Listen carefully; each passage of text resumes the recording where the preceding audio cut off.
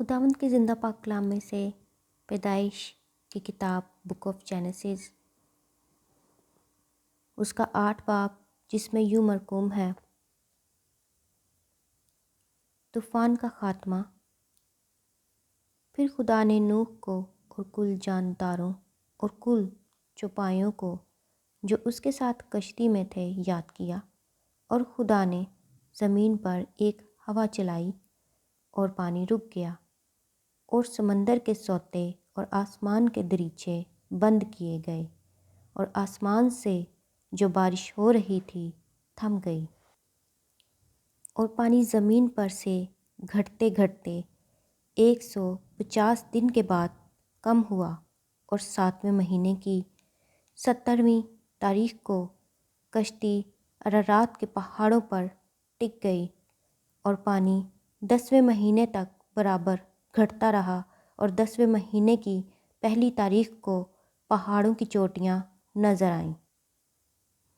اور 40 دن کے بعد یوں ہوا کہ نوح نے کشتی کی کھڑکی جو اس نے بنائی تھی کھولی،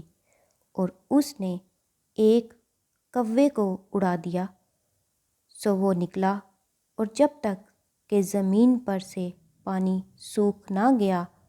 ادھر ادھر پھرتا رہا۔ پھر اس نے ایک کبوتری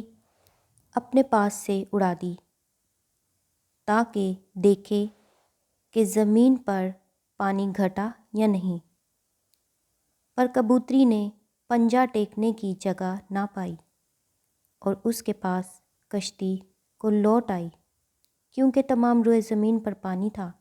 تب اس نے ہاتھ بڑھا کر اسے لے لیا اور اپنے پاس کشتی میں رکھا، اور 7 دن ٹھہر کر اس نے اس کبوتری کو پھر کشتی سے اڑا دیا، اور وہ کبوتری شام کے وقت اس کے پاس لوٹ آئی، اور دیکھا تو زیتون کی ایک تازہ پتی اس کی چونچ میں تھی۔ تب نوح نے معلوم کیا کہ پانی زمین پر سے کم ہو گیا، تب وہ 7 دن اور ٹھہرا۔ اس کے بعد پھر اس کبوتری کو اڑایا، پر وہ اس کے پاس پھر کبھی نہ لوٹی۔ اور 600 پہلے برس کے پہلے مہینے کی پہلی تاریخ کو یوں ہوا کہ زمین پر سے پانی سوکھ گیا، اور نوح نے کشتی کی چھت کھولی اور دیکھا کہ زمین کی سطح سوکھ گئی ہے، اور دوسرے مہینے کی 27ویں تاریخ کو زمین بالکل سوکھ گئی۔ تب خدا نے نوح سے کہا کہ کشتی سے باہر نکل آ، تو اور تیرے ساتھ تیری بیوی اور تیرے بیٹے اور تیرے بیٹوں کی بیویاں، اور ان جانداروں کو بھی باہر نکال لا جو تیرے ساتھ ہیں، کیا پرندے، کیا چوپائے، کیا زمین کے رینگنے والے جاندار، تاکہ وہ زمین پر کثرت سے بچے دیں اور